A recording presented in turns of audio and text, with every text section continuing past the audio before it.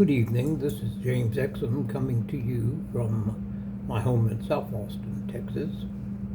Today is Thursday, December the 4th, 2025, and it's approximately 6:45 p.m. This will be, as mentioned in my last video, the second in a series, maybe 8 to 10 to 12. I haven't decided yet how far it's going to go, on the subject of a yogi comes to Washington. Now, why would an old yogi go to Washington? Well, this is only metaphorically. I'm actually not going to go there. I'm just sending my advice out into the world in a way that might affect Washington were a yogi to go to Washington and start proclaiming these things around the Congress and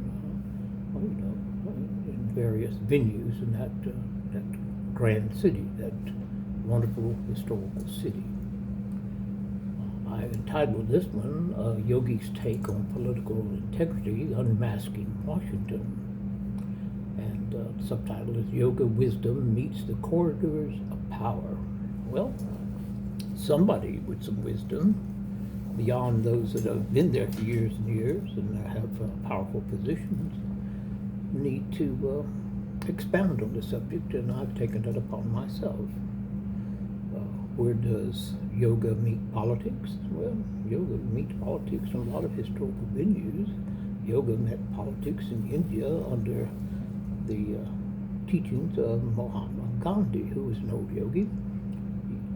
Gandhi influenced Martin Luther King, the peaceful protest, and so forth and so on. A lot of the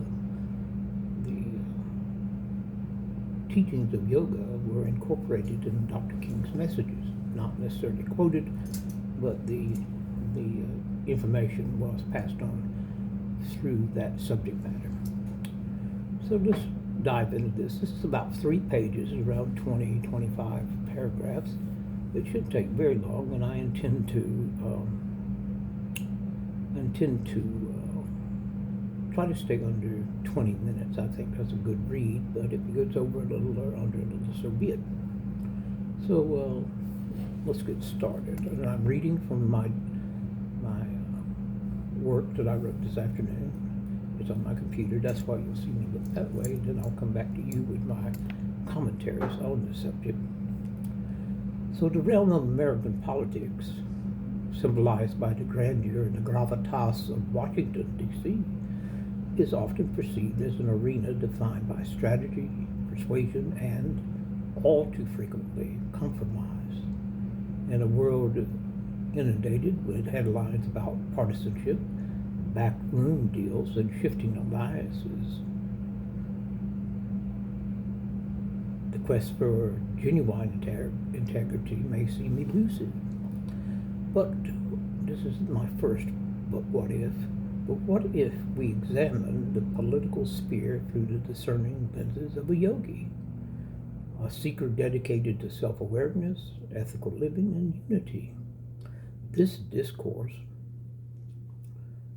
endeavors to unmask, quote-unquote, Washington by applying yogic principles to illuminate both the pitfalls and the possibilities inherent in political life. That covers the whole gamut: pitfalls and possibilities. You'll have to excuse me, I suffer from a Parkinsonian-like disease, and it affects my speech and my swallowing and so forth, and portions of my body, mostly my legs. I have to walk almost like in baby steps. Excuse me. Okay, so let's move on. The mask, which is the ego and illusion in politics. Yoga philosophy asserts that each individual harbors a mask or persona. This was picked up by Dr. Carl Jung, and he wrote several works on this particular subject. And I'm also one of his students. Even though he's gone, I have several of his important books, even some of the rare ones that were published. The yogic perspective points out that such identification with the ego leads to illusion, which we call in Sanskrit and Maya vocabulary. Maya is the word for illusion. And it means multiplicity is beyond that simple definition. And suffering, which is known as duh-kha, both for leaders and the society they serve. When politicians become more invested in winning the next election than serving the common good, or when truth is sacrificed for the sake of expedient narratives, the mask thickens. A yogi would argue that this disconnect from authentic self, which is your Atman, is the root cause of the moral crisis that periodically erupt on the national stage, the nation stage. And now we're going to move on to this next section, which I've entitled Satya. Satya, the power of truthfulness. Among the central tenets of yoga is Satya, or truthfulness. This principle, which was the subject of my last video, number 75, which started this series of up to 10 to 12 videos on this particular subject, extends beyond avoiding lies. It demands that one's words and actions align with its deeper sense of integrity. Imagine if the halls of Congress were guided by the spirit of Satya.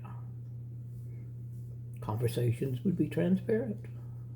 Accountability, which is a good and a bad word in the corridors of Washington and behind the desk of the president nowadays, would be embraced rather than evaded, and the public would experience a renaissance of trust in leadership.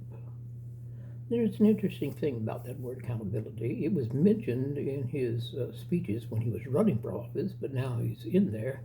He's saying it's just something, a boondoggle made up by the Democrats. He's like leaves on a tree. Whichever way the wind is blowing is the direction they face at that time. Practicing Satya in politics means resisting the temptation to spin facts or demonize opponents for short-term gains. It invites leaders to acknowledge mistakes and correct course, modeling humility as a strength, not a weakness. For a yogi, such as myself, I'm an old yogi, truth is not a rhetorical device, it's a sacred duty. I'm not saying I'm sacred and I live up to that duty every hour of every day, because I'm human and I make mistakes. Remember, yoga is a science, it's not a religion, so I have not sworn any vows of chastity or any of all of that. Think more Oppenheimer and less the bishops and the princes of the church.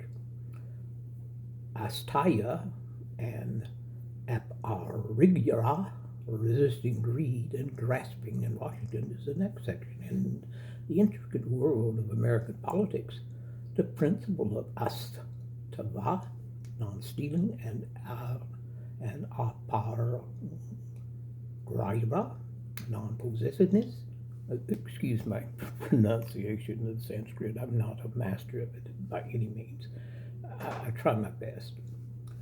Non-possessiveness offer a compelling framework for reimagining the culture of governance. Astava in the yoga tradition is not confined to the avoidance of material theft. It also speaks to the ethical responsibilities of leaders to honor their trust, ideas, and powers entrusted to them by the people. When politicians claim credit for collective achievements, manipulate legislative processes for personal advancement, or leverage their positions for undue advantage, they stray from the spirit of astava. And aparigraha, meanwhile, cautions us against the relentless accumulation of resources, influence, and favors. In Washington, The temptation to hoard political capital or to cling to power can fuel a cycle of possessiveness, which is the title of this paragraph, that undermine public service. This grasping mentality often manifests in the form of an opaque campaign financing. Well, exclusive lobbying circles and policymaking that prioritizes special interest over the common good. Can you imagine things like that happen in the halls of the Congress and on the floor of the Senate? And so by embracing astava and aham-kara, leaders can cultivate a culture of transparency, humility, and generosity. They do that by embracing those two tenets. Campaigns would focus less on amassing a war chest and more on genuine dialogue with their constituents. Lobbyists and lawmakers alike would be guided by a sense of stewardship rather than entitlement. Well, I haven't seen that in a while. Ultimately, well, I see it here and there. It's like a sprinkling of salt on a bowl of oatmeal. Ultimately, these yogic precepts, I don't know how good an example that was, but it came to mind and I utilized it. Precepts challenged Washington to resist the corrosive effects of greed and grasping. Greed and grasping.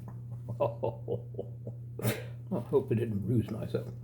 Making space for a more equitable and principled democracy. Two additional yogic precepts, astava, non-stealing, and aham-kara, non-possessiveness, offer profound relevance to Washington's culture. Astava is violated not just through theft of material goods, but also when leaders appropriate credit, ideas, or power that rightfully belong to the people. Aham-kara cautions against hoarding resources or influence, urging contentment and simplicity. That seemed a bit redundant, but some things need repeating. If these principles govern campaign finance, lobbying, and public service, the landscape of American governance would be transformed. A yogi's critique, which is basically what I'm saying, I'm the yogi and I'm critiquing here, would highlight how the pursuit of wealth and influence, unchecked by ethical discipline, corrodes the foundations of democracy. Unity and service beyond partisanship at its core, yoga is about union, yoking the individual to the collective, the personal to the universal. In a city often driven by ideological divides, a yogic approach would invite politicians to see beyond party lines and recognize the shared humanity at stake in every policy decision. Siya, or siva, means selfless service. It's the embodiment of this unity. True political integrity, from a yogi's vantage point, is measured not by rhetorical flourishes or legislative or legislative victories,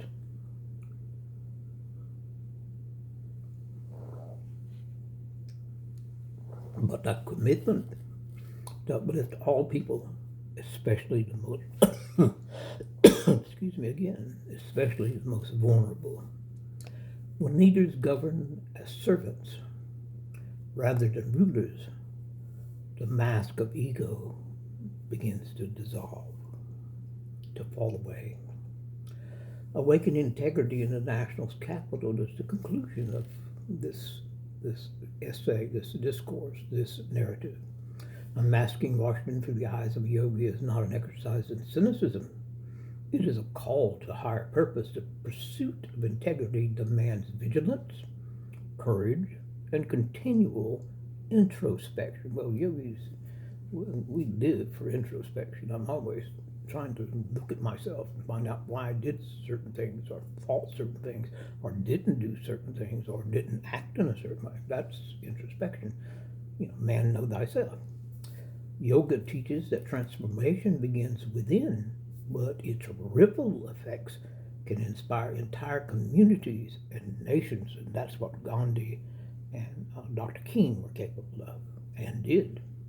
If Washington leaders and the citizens who elect them embrace the yogic path of truth, restraint, generosity, and service, the result could be a politics not merely of power, but a principle. Wouldn't that be refreshing and effective? The journey is long, the obstacles are many, but as every yogi knows, the path itself is the destination. The path itself is the destination. And there ends the narrative. And I'm doing rather well. I'm at 15 minutes, going on 16 minutes. So let me use the next few minutes to close out. As I always say when I read my narratives on my YouTube channel, I'm not here preaching. I'm mostly a teacher. I've studied yoga and its principles and its tenets and its writings and its great writings and its minor texts, the Upanishads and the Bhagavad Gita, on and on and on. The work of aham-kara, the great works. And over about 40 some odd years, I've accumulated this knowledge. And this is why I'm able to create papers of this nature, writings of this nature, in the course of an afternoon. In fact, sometimes I can create this in less than 2 hours. That's with proofreading and corrections and, getting the font right to read off the monitor for you and so forth. And that's what I did today. It took me a couple hours to do this, and I think I did quite well for an old man with just a high school education, just a high school education. Through the years, I was a very successful businessman here in Austin, and even in retirement, I've made quite a nest egg out of my investment. That's not bragging, that's just fact. So I'm going to go ahead and close out. And if this seemed like too much, too fast coming at you, please back it up, start it over, take your time, take notes, whatever you want to do. But one thing I would like you to do, if you liked it, I would like you to spread the word out amongst your neighborhood and your neighbors and your friends and your family. That would be wonderful, I think. Because I'm not trying to tear down Washington, I'm trying to reform the halls of power. And as I always say at my closings, be good to yourself, be good to others, be good to strangers. And if you like this, wonderful. If you didn't like this talk, this narrative tonight, these commentaries I made, this writing I produced, that's okay too. But perhaps if you come back to it later and start reading it slowly for yourself and thinking about it for yourself. When I say reading it slowly, I'm talking about using that device at the bottom of your screen that makes the narrative appear, the closed caption they call it, that's what it's called. And that way you can read along with what I'm saying. It misspells and mispronounces a word every once in a while, but it's just AI stuff going on. I don't know much about AI. I know it's effective. So be good to yourself, be good to others, be good to strangers. Keep on moving along on a positive path. And if you get a chance, come back and visit me next time. I'm here for you. That was video number 76. I believe I'm right about that. And there's more to come. There's at least, I think there's 6 or 8 or more to come. Then I'll end this section. What I'm trying to do is hit 100 videos by the end of December, and I'm not doing that for quantity over quality. I'm doing that because as an old man, 75, you need a goal to get out of bed for every day and keep the old noodle active and out and not allowing the brain and the concentration and the memory to go into retirement early. I intend to be here quite a while. There are members of my family that have lived in their late 80s and 90s, and this was back in the 50s and 60s. So I intend to be here for quite a while, and I intend to keep writing and painting. That's what my paintings back there. and sculpting and doing all the things I do. So good night to you, and thank you so much, and hope to speak to you later.